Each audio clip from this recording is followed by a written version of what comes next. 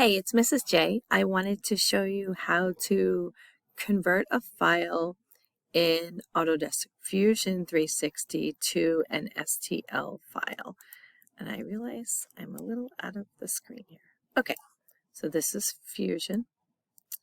And we're going to take a look. This is just a random puzzle piece. You can do it for any piece you have. It needs to be one piece in order to be 3D printed, not an assembly. So a part file. Open a part file. This is the Puzzle Cube project. If you put it all together, you can't 3D print it all at once, but you can do it separately and then put it together. So I'm going to open my file, and I'm going to go to, let's see, the file button on the top left there. It lets you, it has a one that converts it to 3D print. It tends to crash on this teacher laptop I'm using, so I'm going to use this one which I know doesn't crash.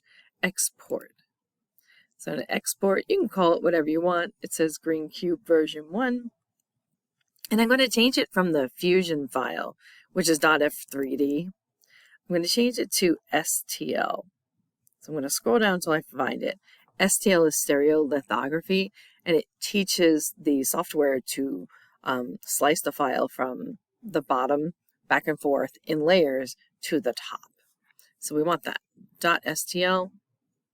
Then we can take this file and put it in the 3D printing software and see what it looks like and send it to the printer. So I'm going to hit export. Sometimes it takes forever and sometimes it takes seconds. I don't know what that depends on, but you watch this right here. But you can also close it and then wait until it pops up later.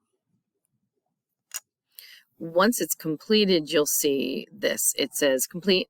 Show in File Explorer, click that, and this is actually your computer where it's saved. It went directly to my downloads, so now I can do that, and it says curamodel.stl.